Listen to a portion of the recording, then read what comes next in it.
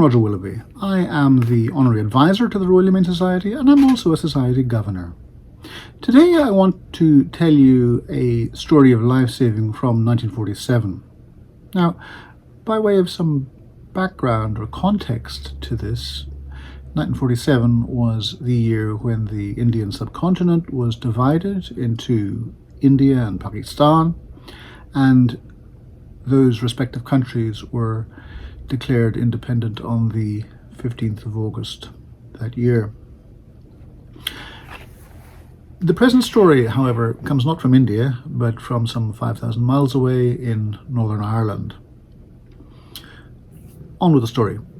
It was about 2 o'clock on the afternoon of the 20th of August that year, as part of the Transport Drivers' annual excursion, that 4 of its members went out in a boat on Cushendale Bay in County Antrim.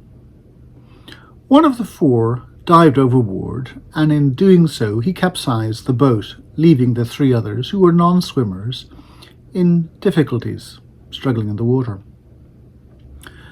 Mrs. Margaret Ditty was outside her caravan when she saw this happening. She swam out alone to their aid and was followed shortly afterwards by Harold Winter and Miss Mona Ryan. They were by now about 200 yards out from the shore. Between them, they brought one of the men ashore, which was no easy task, as there was a strong ebb tide running. Mrs. Ditty then returned with Miss Margaret Campbell to the scene of the accident and found that a second boat, which had gone to the rescue, had also capsized, and one of the occupants was trapped underneath with his foot jammed in the bottom boards. Finding an unconscious man floating face downwards, she and Miss Campbell supported his head above the water until another boat arrived and assisted to get him on board. Mrs. Ditty then dived under the second upturned boat, released the man's foot and assisted him to the boat and on board it.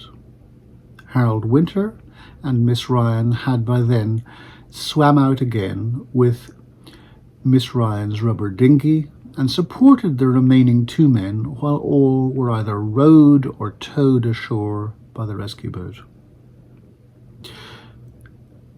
It was a wonderful rescue. Very successful. The Royal Humane Society awarded its silver medal to Mrs. Ditty and bronze medals to Harold Winter, Mona Ryan and Margaret Campbell for their very brave efforts.